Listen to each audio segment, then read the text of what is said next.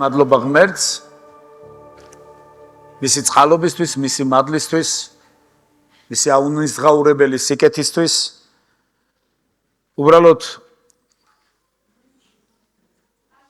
დავითი ამბობს ფსალმუნთა წიგნში. თაყვანსაცემ შენს წმინდა სახელს და განგადიდებ შენი ტაძრის თაყვანსაცემო შენი ტაძრის წინაშე, რადგან განადიდე ყველა შენს სახელზე მეტად ნათქვამი, ანუ სიტყვა შენი. მეგობრებო, წმინდა წერილი ბიბლია. ხშირად გამიგონია ქვეყნიერებაზე მაგათ თავისი ბიბლია აქვთო. არ არსებობს თავისი ბიბლია, არ არსებობს სხვისი ბიბლია. არის ერთადერთი ბიბლია, წმინდა წერილი. ბიბლია ეს ბერძნული სიტყვაა, ყველა მიცით ალბათ და ნიშნავს წიგნებს. წიგნთა კრებულს. ბიბლია არ არის ერთი წიგნი. ეს საუკუნეების განმავლობაში არის ერთ წიგნად შეკრებილი. თორე ის იწერებოდა საუკუნეების განმავლობაში, 1600 წლის განმავლობაში. მას დაახლოებით 40 ან 42 ავტორი ყავდა. სულ სხვადასხვა სოციალური ფენიდან გამოსული ხალხი. მას წერდნენ წყემსები, მას წერდნენ მეფეები, მას წერდნენ წინასწარმეტყველები, მას წერდნენ მონად გაყიდული ხალხი, ასე შემდეგ და ასე შემდეგ. მაგრამ დიდება უფალს. მაგრამ თუ წაიკითხავთ წმინდა წერილს, თქვენ ის ერთი ადამიანის აი ამ დროში ერთი ადამიანის დაწერილი გეგონებათ. იმიტომ რომ მისი ავტორი ღმერთია.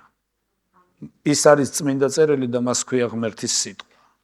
დიდება უფალს. რატო ვამბობ ახლა ამას? უბრალოდ ღმერთმა ჩამიდო გულში ეს მეთქვა. უამრავ ადამიანს ზოგს არ მოსწონს რაღაც, ზოგს არ მოსწონს ჩაცმულობა, ზოგს არ მოსწონს, ზოგს კითხვის ნიშანი ებადება მუსიკალური ინსტრუმენტები ეკლესიაში ეს როგორ. მეგობრებო, ჩვენი მაცხოვარი, ჩვენი უფალი იესო ქრისტე, როცა 40 დღის განმავლობაში იცდებოდა უდაბნოში, იცით ალბათ, მასთან მივიდა 40 დღის შემდეგ ბოროტი გამოსაცდელად და ეუნება, შენ თუ ძე ხარ ღვთისა, ხო ხარ ძე ღვთისა, აქციეს ქვები პურებად და ჭამე. ის იწყებს манипуლირებას გრძნობებზე. მაგრამ პასუხი რა არის ქრისტესგან? ის ამბობს ერთ სიტყვას, ძალიან მნიშვნელოვანს, დაწერილია. ის ამბობს, დაწერილია. დაწერილია. სამივეჯერ, ანუ თქვა დაწერილი არა პურითა ერთით და ცოცხლობს ადამიანი, არამედ ღმერთის ბაგიდან გაუმავალი ყოველი სიტყვით. მეორე გამოცდა აიყვანა ის ბოროტმა მაღალ მთაზე და მეხსეულად უჩვენა ქვეყნიერების მთელი სიმდიდრეო და ზოგან წერია სიდიადე. მე მჯერა იესო ქრისტეს აჩვენა თანამედროვე ტექნოლოგიური რევოლუცია, რაშიდა ჩვენ ვცხოვრობთ. ამას შენ მოგცემო ყველაფერს, იმიტომ რომ მე მაქვს ეს მოცემული. თუ დაცემული თაყვანს მცე, ქრისტე უნდა დაწერილია. ხოლო ღმერთს ეცი თაყვანი და მას ემსახურე. შემდეგ აიყვანა ტაძრის ქიმზე, იცით რომ და თვითონ წმინდა წერილი გამოიყენა მის წინააღმდეგ. და უთხრა, ხო დაწერილია, რომ ის ანგელოზებს უბრძანებს, რომ ხელში აყვანილი გატარონ, გადახტი აქედან. არაფერი არ მოგივა. ქრისტე უნდა ისიც დაწერილია, არ გამოსცადო უფალი შენი ღმერთი.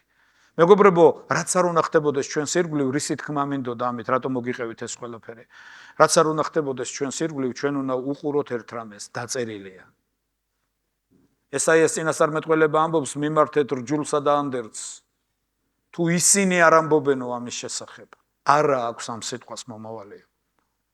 უბრალოდ გამახსენდა ახლა ეს მუხლი. მინდა რომ ყურადღებიანები ვიყოთ.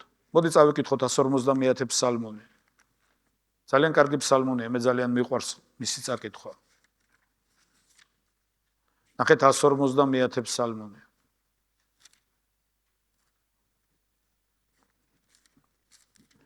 დაწერილია. ადიდეთ ღმერთი წმიდათა წმიდაში. ადიდეთ იგი მისი ძალის სამყაროში. ადიდეთ იგი მისი ძლიერებით. ადიდეთ იგი მისი სიდიადის სიმრავლის მიხედვით. ადიდეთ იგი ბუკის დაკვრით. ადიდეთ იგი არფით და ქნარით. ადიდეთ იგი დაირითა და ცეკვით. ადიდეთ იგი სიმებიანი საკრავებით და ორღანით.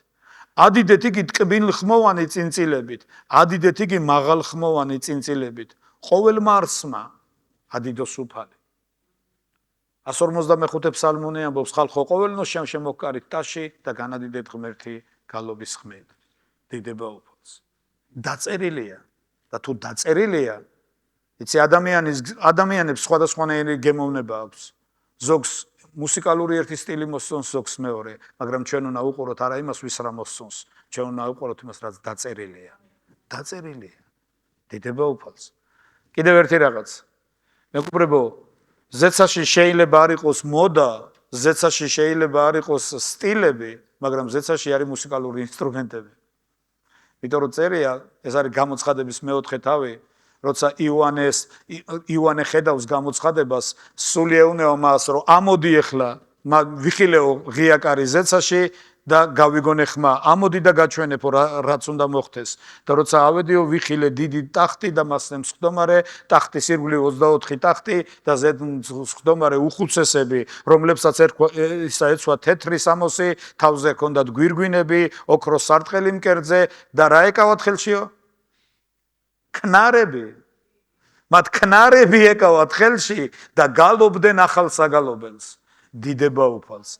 ასე რომ მე მჯერა იაკობი ამბობს, ყველა სრულყოფილი ნიჭი ჩამოდის შუქთა მამისაგან. დიდება უფალს. ღმერთმა მისცა ადამიანებს ნიჭი. ისა სხვათა შორის ჩვენ ამაზე ბევრ საუბრობთ ხოლმე.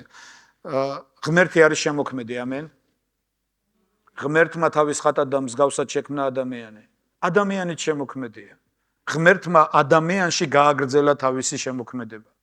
ეს კითხვა ძალიან ხშირად დაგვისვავს ის ეკლესიაში და აქტუალურია ეს კითხვა. მაგალითად, ვისი შემოქმედება უფრო აქტუალურია დღევანდელობაში? ღვთიური თუ ადამიანური? იცი, ზოგი დაუფიქრებლად იტყვის, რა თქმა უნდა ღვთიური, არ არის სწორი. იმიტომ რომ ღმერთმა შექმნა ხორბალი, მაგრამ ხორბლის ჭამა ცოტა უხერხულია. ადამიანებმა კიდე ხორბლისგან სხვადასხვა პროდუქტები და გემრიელი ნამცხრები. ასე შემდეგ და ასე შემდეგ. ღმერთმა შექმნა ყველა ელემენტი, რომლისგანაც ეს smartphone-ია აწყობილი. მაგრამ ადამიანმა ღმერთისგან მიცემული ნიჭით შექმნა ეს smartphone. გასაგებია? ღმერთმა შექმნა ყველა ის ელემენტი, რომლისგან შექმნილია შენი ავტომობილი, მაგრამ ადამიანმა ღმერთისგან მიცემული ნიჭით და ისა სიკეთით შექმნეს ავტომობილები. ღმერთმა შექმნა ყველა ის ნივთიერება და ყველა ის ელემენტი, რითაც ეს დარბაზი არის მოწყობილი, მაგრამ ადამიანებმა ღმერთისგან მიცემული ნიჭით დააპროექტეს, იმუშავეს, გააკეთეს, მოიძიეს და შექმნეს. ასე რომ ღმერთმა თავისი შემოქმედება ჩვენში გააგრძელა. დიდება უფალს. მთავარი ერთი არის, რომ არასოდეს არ უნდა აწიო ცხვირი მაღლა და არ უნდა გაამპარტამდე, უნდა გახსოვდეს, რომ ყოველივე მისაგან არის. ყოველივე მის მიერ არის და ყველაფერი მისგან უნდა იყოს მიმართული. მუსიკალური ინსტრუმენტები არ შეუქმნია ეშმაკს, მან გააყალბა, მან გააფუჭა და თქვენ თუ დღეს შეგიძლიათ უსმინოთ რაღაცა გარყვნილ და გიჟურ რაღაცებს და მოусმინოთ და დაინახოთ სადღაც, ეს სულაც არ ნიშნავს, რომ მუსიკალური ინსტრუმენტები არიან დამნაშავე ამაში. არა, ინსტრუმენტი ეს იარაღია, დანა კარგი იარაღია. დანით შეიძლება პური დაჭრა, კარაქი წაუსვა პურზე, მაგრამ დანით შეიძლება ადამიანი მოკლა. დანაა დამნაშავე. დანა არ არის დამნაშავე, გააჩნია ის ვის ხელშია. ჩვენ გვინდა ერთი ოცნება მაქვს და ვლოცულობ მინდა რომ ყველა მუსიკალური ინსტრუმენტი ღმერთს ადიდებდეს. ყველა ხმა ღმერთს ადიდებდეს. ყველაფერი მისგან არის, მის მიერ არის და მის მიმართ დაბრუნდეს. არ არსებობს ცუდი მუსიკალური მიმდინარეობა. გააჩნია ვის ხელში ხვდება და ვინ იყენებს ამას. მოდი ვილოცოთ და ვიმსახუროთ და დავაბრუნოთ მთელი ქება დიდება ღმერთისკენ. მოდი ვადიდოთ ღმერთი. მოდი თაყვანივცეთ ღმერთს. მოდი ვილაპარაკოთ მის დიდებულებაზე. ეკლესია სწორედ ამისთვის არის შექმნილი, რომ აუწყოს ადამიანებს ღმერთის დიდებაზე. იცი, ძალიან მნიშვნელოვანია ერთი რაღაცა, გვწამდეს როგორც დაწერილია. გვწამდეს, იმიტომ რომ დაწერილია. და მწამს, დაწერილია და მჯერა, დაწერილია და მივყვები და თუ მივყვები, ვიცი რომ იმიყვანს კიდეც დანიშნულების ადგილამდე. მეგობრებო, მე არ მინდა ბევრი დრო დავკარგო, მე დღეს მინდა რომ დრო გამოვიყენოთ, იმიტომ რომ ძალიან პრაქტიკულ თემებს უნდა შევეხოთ. წინა კვირას ჩვენ ვილაპარაკეთ ერთი თემა, თუ გახსოვთ, თუ ესწრებოდ სამსახურებას და ყურადღებით იყავით, ალბათ გემახსოვრება, ჩვენ ვილაპარაკეთ ორ რაღაცაზე კვირას ვილაპარაკეთ თაყვანისცემაზე და ასევე ძირითადი თემა ეს იყო სხეულის აღმშენებლობა. იცი, ღმერთი აშენებს თავის სხეულს. ქრისტემ თქვა ათესახარებაში. მე-16 თავის მე-18 მუხლი. მან თქვა მე შევქმნი ჩემს ეკლესიას და ჯოჯოხეთის კარიბჭე ვერ დაასძლევს მას. ეს ძალიან მნიშვნელოვანი განაცხადი იყო. მან თქვა მე ვქმნი, მე ავაშენებ, მე ვიწყებ ამის ქმნას. სხვათა შორის ჩვენ ამას ბიბლიის სკოლებში დაწვრილებით ვასწავლით ხოლმე. ცოტას გეტყვით ამის შესახებ. მოდი გადავშალოთ წმინდა წერილი.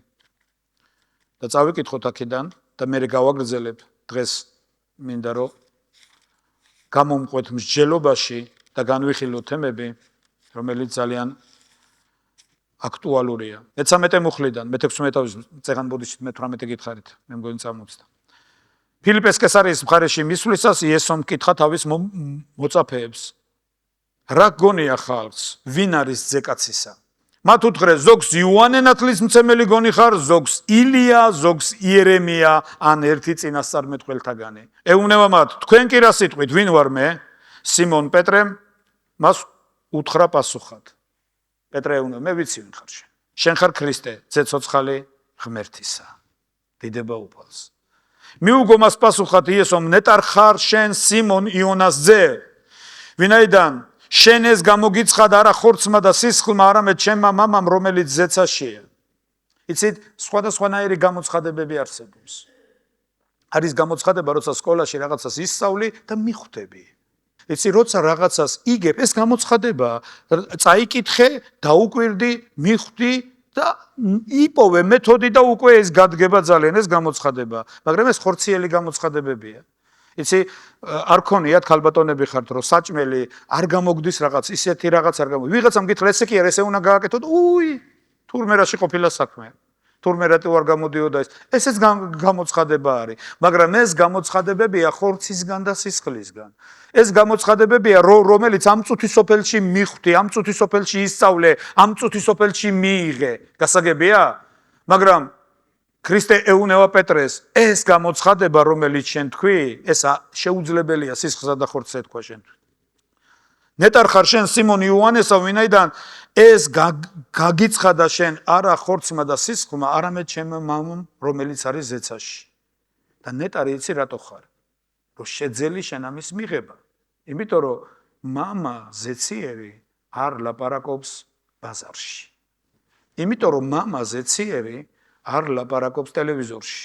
იმიტომ რომ მამა ზეციერი, რასაც ნინოც ამბობდა, მამა ზეციერი აგურივით არ არის, რომ თავში დაგეცეს ეს და ძალით გითხრას რაღაცა და გაგაგებიოს ისეთი რაღაცა, რაც გიფიქრია, არც გული დაგითმია, არც გინდოდა ამის მიღება, უბრალოდ მოვიდა და გითხრა ისეთი რაღაც. ასეთი რამეები არ ხდება.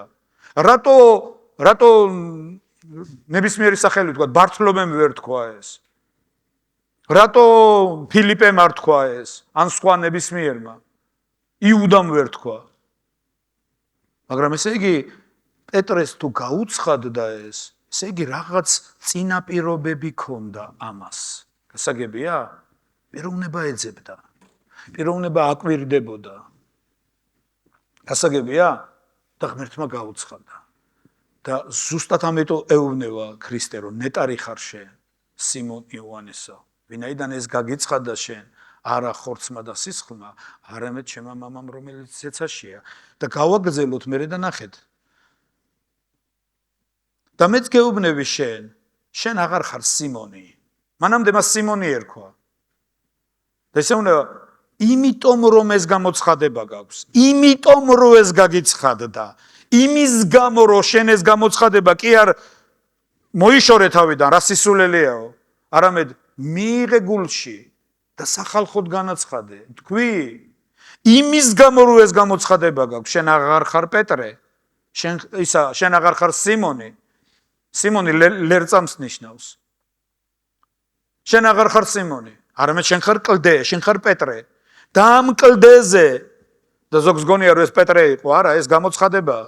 და ამ კლდეზე ავაშენებ ჩემს ეკლესიას, თქვა ქრისტემ. მან თქვა თავისი მიზანი, მან თქვა ავაშენებ ჩემს ეკლესიას და ჯოჯოხეთის კარიბჭე ვერ დაძლევს მას. ვინც ბიბლიის სკოლა გავლილი გაქვთ, იცით რომ აქ არის ორი სიტყვა, ორი ტერმინი გამოყენებული, ეკლესია და ჯოჯოხეთის კარიბჭე. რა არის ჯოჯოხეთის კარიბჭე? ეს იგივე ეკლესიაა, ოღონდ სხვა სტრუქტურაში. იგივე კრება, სიტყვა ეკლესია ნიშნავს კრება, სიტყვა ეკლესია ნიშნავს ადამიანთა გაერთიანებას, სიტყვა ეკლესია ეს იყო კრება, სადაც იყრიბებოდნენ მნიშვნელოვანი საკითხების გადასაწყვეტად და რა საკითხსაც გადაწყვეტდნენ, ეს ვრცელდებოდა მერე მთელ ქალაქზე. გასაგებია? ეს იყო ხმოსნების კრება. და ეს კრება იყრიბებოდა ქალაქის კარიბჭეში. ეხლა სიტყვა კარიბჭეს დაუკვირდით. ანუ იგივე სტრუქტურა ოღონდ ბოროტის ხელში. ღმერთმა თქვა, მე შევქმნი ჩემს ეკლესიას, რომელსაც ჯოჯოხეთის კარიბჭე, ეს კრება კარიბჭეში იყრიბებოდა. იგივე რაღაცა. მაგრამ რა თქვა იცი ქრისტემ ამით? ის რასაც ქრისტე ქმნის, აღმატებული იქნება. ყველაფრით აჯობებს. ყველაფრით აღმატებული იქნება. პარალელურ სტრუქტურაზე. ისე რომ ის მას ვერ დაძლევს და ვერც გაუძლებს. ღმერთი ამბობს, მე ვქმნი ჩემს ეკლესიას და დაპირისპირება, როცა იქნება ჯოჯოხეთის კარიბჭესთან, ეს ამაზე აღმატებული იქნება. აჯობებს. ყველა კომპონენტში დაჯაბნის, ყველა კომპონენტში მოუგებს. ეხლა ნახეთ, ჩვენ აქ ვზივართ, ვინ ვართ ჩვენ მეგობრებო? ეკლესია. სად ვართ? ეკლესიად. შევიკრიბეთ ეკლესიად, შეიკრიბა ეკლესია. და იცი იყო დრო, მე ვფიქრობდი, რომ ქრისტე ქმნის თავის ეკლესიას და მე უბრალოდ ამის მონაწილე ვარ. ამას მე უბრალოდ მივიღებ. მაგრამ რაც დრო გავიდა, მე მივხვდი, რომ მე, შენ, ჩვენ ჭურჭლები ვართ და იარაღები ვართ მის ხელში. ის შენი მეშვეობით და ჩემი მეშვეობით და ჩვენნაირების მეშვეობით ქმნის თავის ეკლესიას. დიდება უფალს. მე ერთი პრინციპი მინდა დაგანახოთ, სანამდე კიდე გავაგრძელებდე და გადავიდოდე სხვა რაღაცაზე და უფრო შევეხებოდეთ. თუ გახსოვთ, მოსე როცა მივიდა ებრაელებთან და უთხრა მათ, რომ ღმერთმა გაგზავნა ეს, გამოცხადების მე-14 თავში იწყება ეს ისტორია. გამოსვლის, კაცო, გამოცხადების კი არა. გამოსვლის მე-14 თავი. თუ წაიკითხავთ, იქ წერია მაყლოვანში როგორ გამოეცხადა მოსეს ღმერთი და ეუბნება ღმერთი მოსეს, რომ გავიგონე ჩემი ხალხის კუდნესა ეგვიპტეშიო და გაგზავნე შენ, რომ მიხვიდე მათთან და უთხრა, რომ თქვენი მამების ღმერთმა გამომაგზავნა. მოსე ეუბნება, ვინ ვარ მე, რომ მე მაგზავნე? ვინ ვარ მე? იყო დრო, როცა მე რაღაცა ვიყავი და ვიღაც ვიყავი. იყო დრო, როცა ეგვიპტის პრინცი ვიყავი. იყო დრო, როცა ფარაონის ასულის ძე ვიყავი. მაშინ შემეძლო რაღაცა, მაშინ შემეძლო დახმარება, მაშინ შემეძლო რაღაც გამეკეთებია ისრაელმა. დღეს ვინ ვარ? მოხუცებული. 80 წლის დაახლოებით. მწყემსი, რომელსაც ცხრის სუნი აზდის. მე დაუკარგე ყველაფერი, აღარ მაქვს ძალაუფლება, აღარ მაქვს არაფერი, ეგვიპტეში ვარ ძებნილი მკვლელობისთვის. გახსოვთ? ხო გახსოვთ ეს ისტორია? და როგორ ვინ ვარ მე, რომ ჩავიდე და ეს მისია შევასრულო? ღმერთი ეუბნება, შენ კი არავინ ხარ, მე ვარ. შენი ბრძოლა კი არ არის ეს ჩემი ბრძოლა, მე უბრალოდ შენ გაგზავნი, რომ შენი მეშვეობით ჩემი თავი გაუცხადო და ვაჩვენო მათ. დიდება უფალს. და მივიდა მოსე ებრაელებთან და უთხრა, რომ თქვენი მამების ღმერთმა გამომაგზავნა. მიწაზე, რომელიც აღუთქვა თქვენს მამებს, რომ იმ მიწაზე წაგიყვანოთ. აღთქმული მიწაზე უნდა მიგიყვანოთ. მიწა, სადაც რძე და თაფლი ღვარად მოედინება და იცხოვრებთო სახლებში, რომლებიც არ აგიშენებიათ. გექნებათ ვენახები, რომლებიც არ გაგიშენებიათ. მიიღებთ ყველაფერ ამას. და ებრაელები აღფრთოვანებული იყვნენ. ვაუ! დიდება უფალს. მონობა დამთავრდება? მონები აღარ ვიქნებით? ალიზის ზელვა აღარ მოგვიწევს? მათ რახს ვეღარ ვიგრძნობ ჩვენ ზურგზე? ვაუ, რა კარგია. წავედით. მაგრამ ეს სიხარული ძალიან მალე დამთავრდა. იცი როდის დამთავრდა? როცა მივიდნენ ზღვასთან. პირველი წუწუნი მაშინ დაიწყო. როცა მივიდნენ ზღვასთან. ღმერთმა ეგვიპტეს სასწაულები აჩვენა და ებრაელები ამას თავის თვალით ხედავდნენ ყველაფერს. ბოლო სასწაული პასექის დღესასწაულზე, როცა ღმერთმა გააფრთხილა ისინი და უთხრა, აიღეთ ბატკანი, აიღეთ მისის დაკალა, ყველა ოჯახში უნდა დაკლულიყო ბატკანი, აიღეთ მისის სისხლი, წაუსვით კარების წირთხლებზე, იმიტომ რომ დღეს სიკვდილის ანგელოზი ჩამოვა ეგვიპტეში და ყველა ოჯახში, სადაც სისხლის ნიშანი არ იქნება, პირმშო მოკვდებაო. ებრაელებმა დაიჯერეს. თქვენს კი, როგორ არა, გააკეთეს ეს ყველაფერი, აიღეს სისხლი, წაუსვეს კარებებზე. ვიღაცები შეიძლება დაცინოდნენ, რა სისულელეს აკეთებენ. ვაი ამათ პატრონს. სისხლი გიშველის ახლა სულ. თუ ეგეთი რაღაცა იქნა. ვიღაცები განათლებულები, ნაზიარებები მეცნიერებას. სხვათა შორის იცოდეთ, რომ ეგვიპტე იყო ზეგანვითარებული ცივილიზაცია. უზარმაზარი განათლების მქონე, დღემდე ვერ ხსნიან. არის 1000 თეორია პირამიდებზე, არის 1000 სხვადასხვა რაღაც. დღემდე ვერ ხსნიან და ვერ შიფრავენ ძალიან ბევრ რაღაცას. ეს იყო ძალიან დიდი განათლება, ძალიან დიდი ცივილიზაცია. და შეიძლება ზოგისთვის ეს პრიმიტიზმი რაღაც აიღეს სისხლი რაღაცა სისხლი წაუსვეს კარებებზე, რა სისულელეა რა არის. შეიძლება პიროვნულად ის ეგვიპტელები, ვინც ებრაელებს დასცინოდნენ, ვაი თქვენს პატრონს მონები. პიროვნულად შეიძლება თვისებებით, ადამიანურად, ჩვენი შეხედულებებით, ბევრად უფრო კარგი ადამიანები იყვნენ ვიდრე ეს ებრაელები. ებრაელები წერა-კითხვის უცოდინარები ამ დროს. მონები, რომლებიც შეიძლება სუნიას დიოდათ, რომლებიც ძალიან მინიმალურ პირობებსაც ვერ აკმაყოფილებდნენ განვითარების. ნულზე დაბლა, ზღვარზე დაბლა. მაგრამ მათ დაიჯერეს, აიღეს სისხლი და წაუსვეს კარებებს. იცი ლოგიკა სულ ყოველთვის ამბობს, რა სისულელეა. შენთვის ხო არ უთქვიათ ეგვიპტე დაამარცხეო. შენ გითხრე სისხლი წაუსვი კარებს. და ამათ უბრალოდ ეყოთ რწმენა, აიღეს და წაუსვეს. და ყველგან სადაც არ იყო სისხლი, სიკვდილი იყო. ანგელოს არ დაუწყია გადარჩევა. ამას რამდენი უნივერსიტეტი აქვს დამთავრებული, შენ რამდენი დიპლომი გაქვს, ის როგორი ადამიანია, აი ეს როგორ ეს არა, სისხლს უყურებდა, სადაც იყო სისხლი, ის იქ არ შედიოდა. სისხლი ფარავდა ყველაფერს. სისხლი ფარავდა დანაშაულს, სისხლი ფარავდა ცოდვებს. და ებრაელები ფრთებს შესხმული ამით გამოდიან, ფარაონი დანებდა, ფარაონმა თქვა წადით, თავი დამანებეთ, იმიტომ რომ შვილი მოუკვდა ფარაონს. ამით ფრთებს შესხმული გამოდიან სიხარულით და 3 დღეში მიდიან უდაბნოში, მიდიან ზღვასთან. წინ ზღვა არის, უკან კიდე ფარაონი გამოეკიდა. გარდაუვალი სიკვდილი, გასაქცევი არ არის. და ისინი ხვდებიან თუ ფარაონი მოვა, კიდე უფრო დიდ მონობაში დაბრუნდებიან. დაიწყეს ტირილი, რისთვის გამოგვიყვანე ეგვიპტიდან? აქ რო დაგეხოცეთ? ეს უნდოდა ღმერთ ჩვენგან? ცეცხლის სვეტს კი ვერ ხედავენ თავის წინ და ღრუბლის სვეტს. ფარაონს ხედავენ თავის უკან. ხო გახსოვთ ეს ყველაფერი? პირველი ტრუტვინმა მაშინ დაიწყო. მაგრამ ხდება სასწაული. ცეცხლი ჩადგა მათსა და ეგვიპტეს შორის. ისე რომ ფარაონი ვერ გამოდიოდა იქით.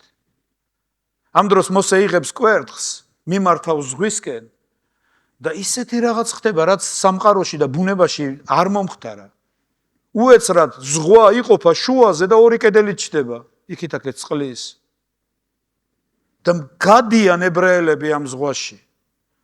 გავიდნენ მეორე მხარეს და როცა ფარაონი შევიდა ზღვაში, ზღვა დაიხურა. და სხვათა შორის დღეს არტეფაქტებით არის არქეოლოგიური გათხრები წითელი ზღვის ფსკერზე 1000-ობით ეტლის ნარჩენი იპოვეს. ეს დადასტურებულია არქეოლოგიურად. და ებრაელები გავიდნენ მეორე მხარეს და როცა ფარაონის არმია შევიდა ზღვაში, ზღვა დაიხურა და ისინი დაიხჩნენ. ზეს სახელმწიფოს ჯარი დამარცხებულია. და ებრაელებმა აიღეს მუსიკალური ინსტრუმენტები და გალობა დაიწყეს. მაგრამ ერთხელ ერთმა მქადაგებელმა თქვა, ეგ საგალობელი მეორე მხარეს უნდა ეგალობათო. იმიტომ რომ ღმერთი ყოვლის შემძლე, ეს უნდა გწამდეს. მათ იცი როდის ირწმუნეს, როცა დაინახეს. გახსოვთ თომას რა უთხრა ღმერთმა? თომა, ნეტარ ხარ შენ მირწმუნე, იმიტომ რომ დამინახე. ნეტარი ისინი არიან, ვინც ვერ მხედავენ, მაგრამ სცამთ დიდება უფალს. მათ იმღერეს გამარჯვების საგალობელი, მაგრამ ძალიან მალე მიხვდნენ, რომ არც ისე იყო საქმე. 40 დღეში მიადგნენ აღთქმულ მიწას, რომელზედაც ღმერთს ჰქონდა ნათქვამი, რომ თქვენთვის მომიციაო. ღმერთი ეუბნება, სადაც თქვენი ფეხის ტერფი დაიდგმება, თქვენთვის მომიცია, თქვენთვის მოცემულიო. მივიდნენ მთებს, იქით აღთქმული მიწაა და თქვენს ღმერთს აქვს ნათქვამი, შედით და აიღეთ და დაეპატრონეთ.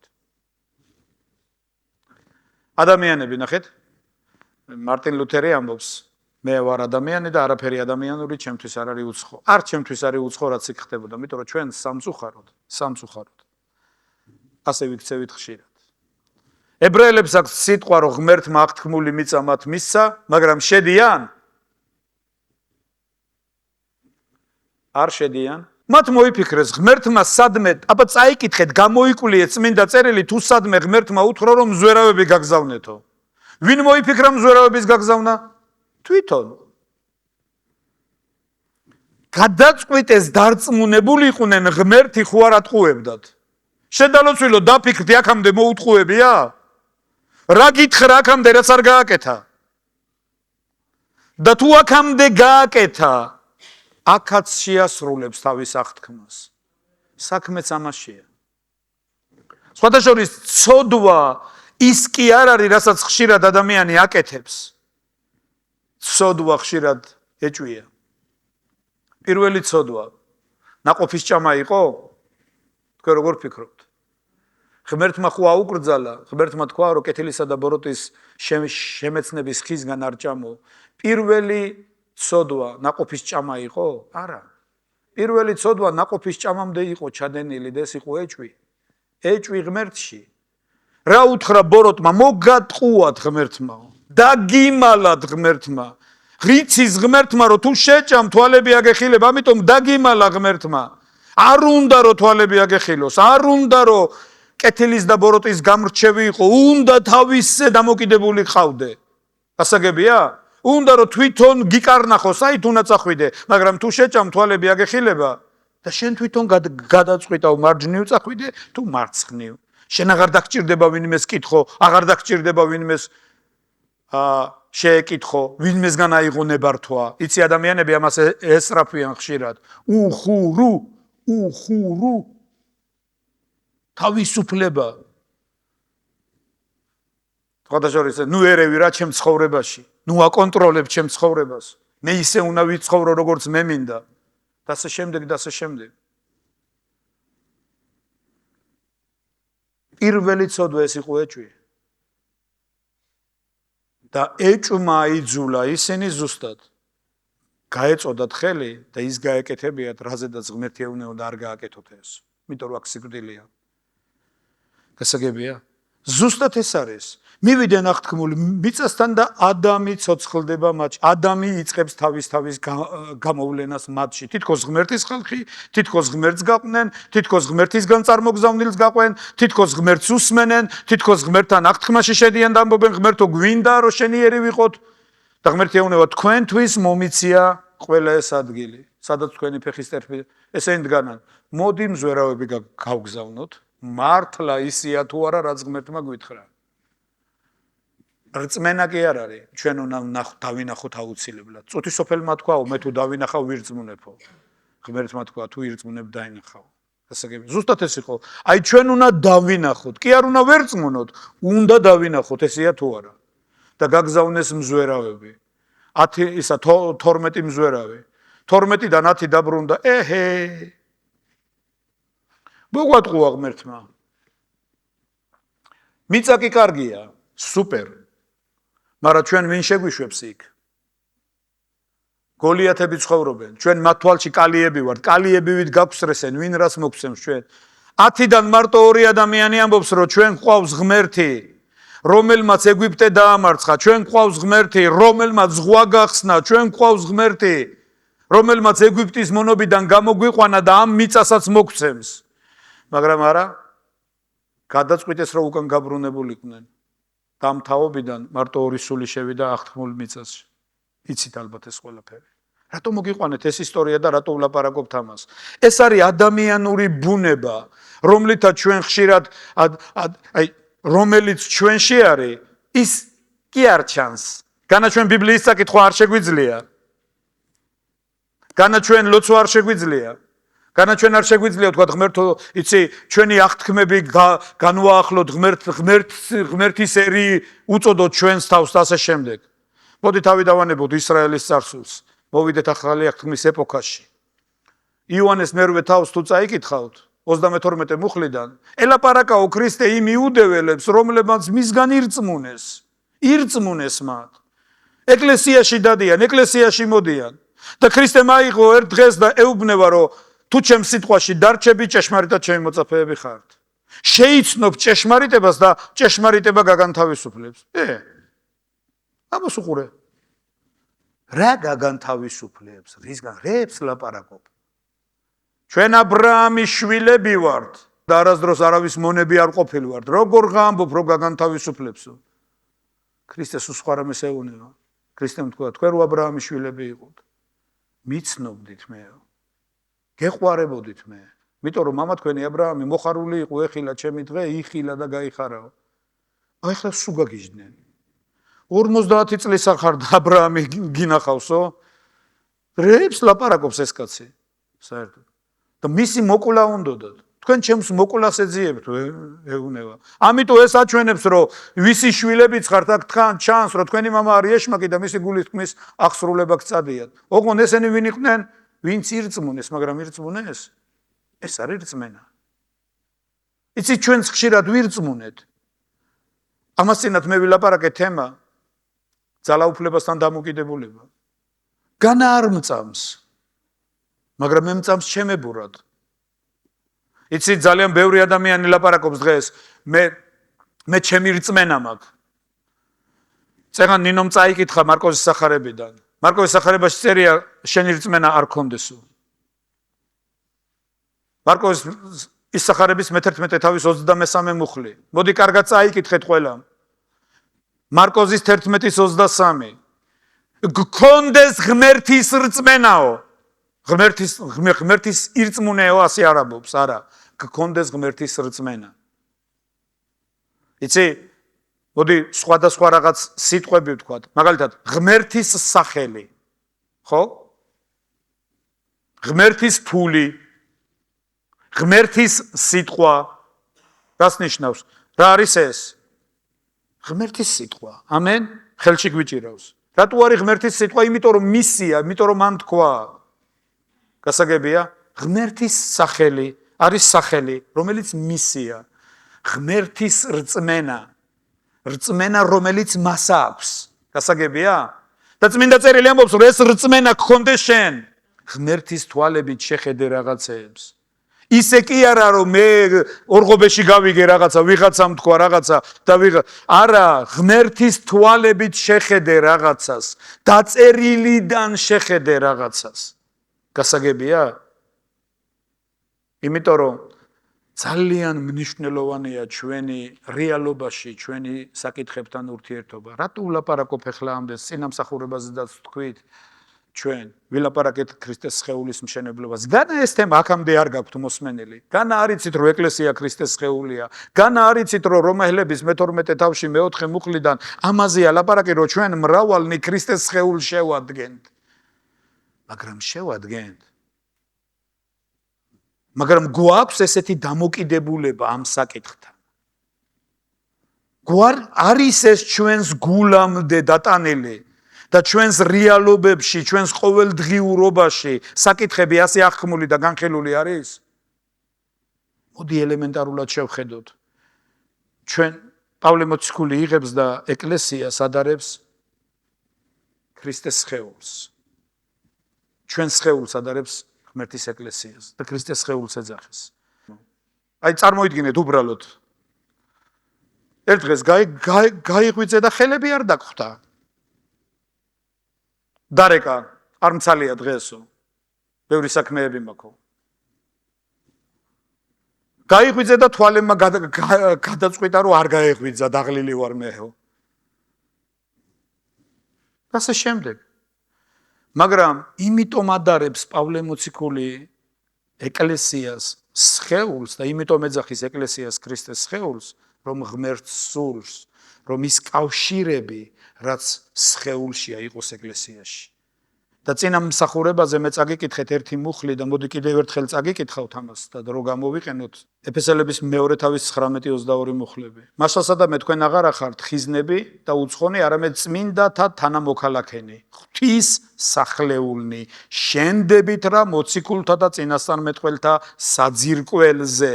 გახსოვთ ალბათ 1 კორინთელების 13:1 მუხლიდან წმინდა მოციქული ამბობს, რომ მე დავდე საძირკველი და სხვები აშენებდნენ მასეო.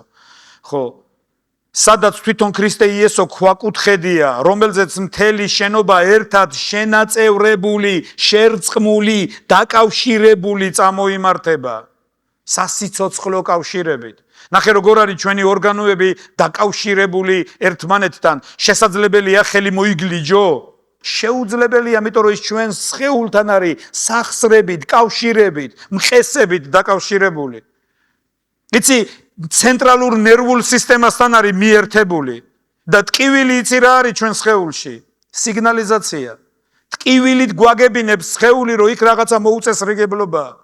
ეს არის სხეული და წმინდა მოციქული პავლე ამბობს, რომ ჩვენ მრავალნი ერთ სხეულს შევადგენთ ქრისტე იესოში. ამენ.